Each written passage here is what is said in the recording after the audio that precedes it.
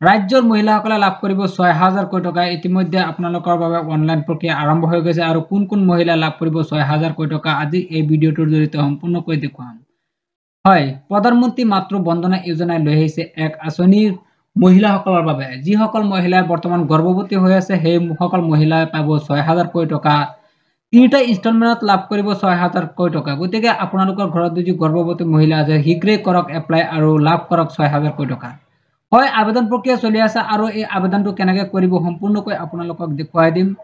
এই ভিডিঅ'টোৰ জৰিয়তে স্কিপ নকৰি সম্পূৰ্ণকৈ আপোনালোকে ভিডিঅ'টো চাব আৰু কেনেকৈ এপ্লাই কৰিব লাগে আপোনালোকক আজি এই ভিডিঅ'টোৰ জৰিয়তে দেখুৱাই দিম। আপোনালোকে লেপটপ বা মোবাইলৰ যিকোনো ব্ৰাউজাৰ ওপেন কৰিব লাগিব। ওপেন কৰাৰ পিছত আপোনালোকে সাৰ্চ কৰি দিব PMMBY এনেকৈ তলফালে আহি গৈছে। আপোনালোকে .nic ক্লিক কৰি দিব। ক্লিক কৰি দিয়াৰ লগে লগে আপোনাৰ সন্মুখত এনেধৰণৰ আৰু এটা ইণ্টাৰফেচ খোল খাব। ইয়াত আপোনালোকৰ যিটো সাইট আহিছে সেই ৱেবসাইটটোত আপোনালোকে ক্লিক কৰি দিব লাগিব। ক্লিক কৰাৰ লগে লগে হোম পেজ এটা খোল খাব আপোনাৰ সন্মুখত। আপোনালোকে ইয়াত চাব প্ৰধানমন্ত্ৰী মাতৃ বন্দনা যোজনা। ইয়াত আপোনালোকে চাব প্ৰধানমন্ত্ৰী মাতৃ বন্দনা যোজনা সম্পূৰ্ণ পেজ খোল খাইছে আপোনাৰ সন্মুখত। আপুনি ইয়াত চাব সিটিজেন লগইন।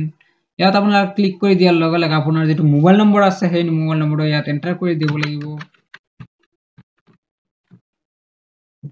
মোবাইল নম্বৰটো এন্টাৰ কৰি দিয়াৰ লগে লগে ইয়াত সাবমিটত ক্লিক কৰি দিব আৰু এনেদৰে আপোনালোকৰ সম্পূৰ্ণ ফৰ্মটো ফিল আপ কৰিব লাগিব। ইয়াত আপোনাৰ এপ্লিকেণ্ট নেমটো দিব লাগিব।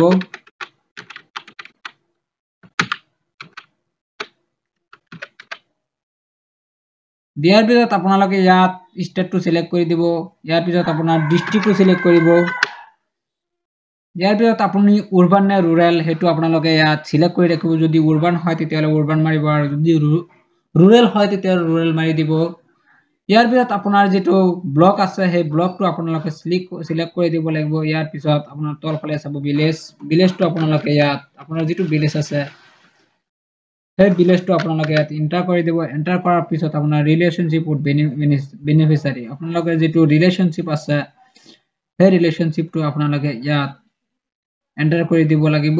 ফৰ্মটো ফিল আপ হৈ গৈছে আৰু আপোনালোকে ইয়াত তলফালে চাব ক্ৰিয়েট একাউণ্ট। ক্ৰিয়েট একাউণ্টত ক্লিক কৰি দিয়াৰ লগে লগে আপোনাৰ your account has been create successfully দেখুৱাব আৰু আপোনালোকে পুনৰবাৰ ইয়াত আপোনাৰ যিটো নম্বৰেৰে আপোনালোকে ক্ৰিয়েট কৰিছিলে আইডিটো সেই নম্বৰটো আপোনালোকে ভেৰিফাই কৰি দিব আৰু ইয়াত চাব আপোনাৰ মোবাইল নম্বৰত কোড এটা গৈছে। এই কোডটো আপোনালোকে ইয়াত এন্টাৰ কৰি দিব লাগিব।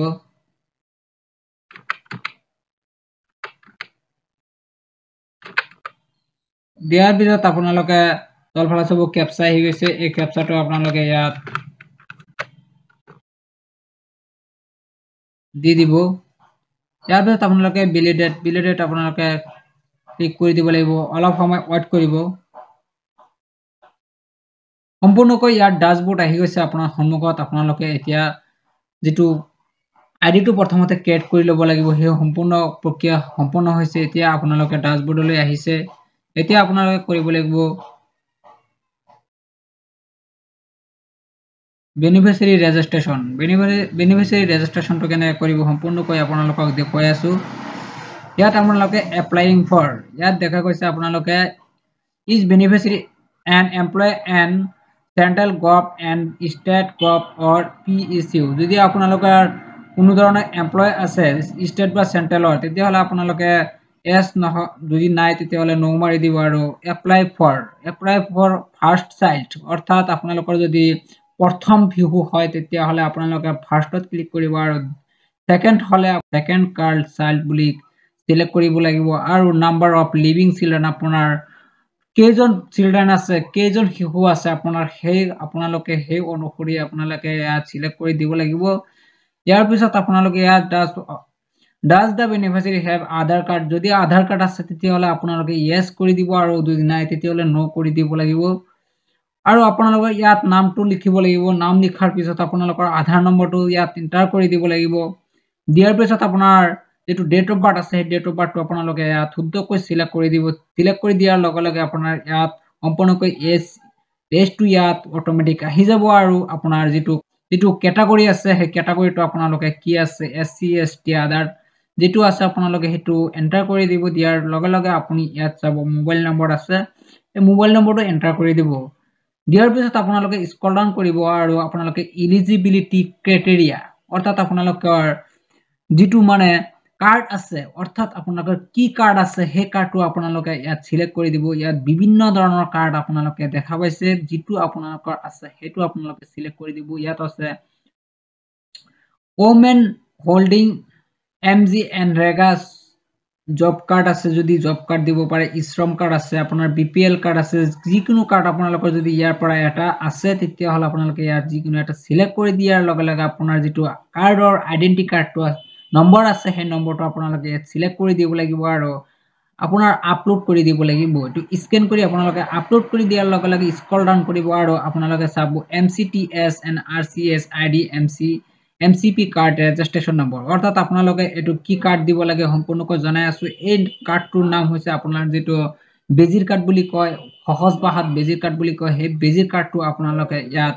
বেজিক কাৰ্ড নম্বৰতে এন্টাৰ কৰি দিব দিয়াৰ পিছত আপোনালোকে যেটো এনসিপি কাৰ্ড ৰেজিষ্ট্ৰেচন ডেট আপোনালোকে যেটো ৰেজিষ্ট্ৰেচন কৰিছিল কোনটো ডেটত হেতু দিয়াৰ লগে লগে আপোনালোকে লাষ্ট মেনচিউৰছ পিৰিয়ড এলএমপি ডেট আপোনালোকে যেটো লাষ্ট পিৰিয়ড হৈছিল আপোনালোকৰ হে পিৰিয়ডৰ এটো আপোনালোকে ডেটটো দি দিব আৰু আপোনালোকে এটো চেকআপৰ ডেটটো আপোনালোকে ইয়াত দি দিব লাগিব যেটো যেতিয়া আপোনালোকে চেকআপ কৰিছিল তেতিয়া আপোনালোকে এই ডেটটো দিব লাগিব তাত আপোনালোকৰ যেটো শিশুৰ জন্ম তাৰিখটো আপোনালোকে ইয়াত এন্টাৰ কৰি দিব লাগিব দিয়াৰ পিছত আপোনালোকৰ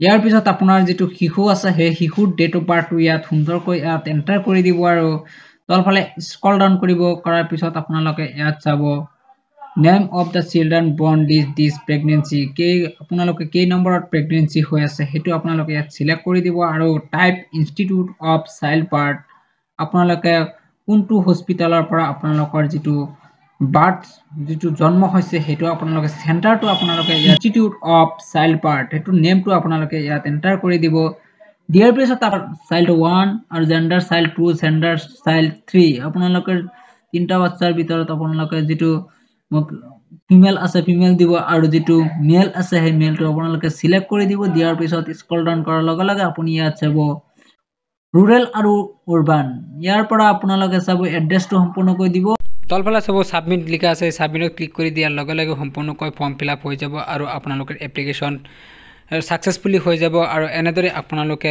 প্ৰধানমন্ত্ৰী মাতৃ বন্দনা যোজনাৰ জৰিয়তে আপোনালোকে আবেদন কৰি ৬০০০ টকা লাভ কৰিব পাৰিব তো বন্ধুসকল ভিডিওটো কেনেকুৱা লাগিছে যদি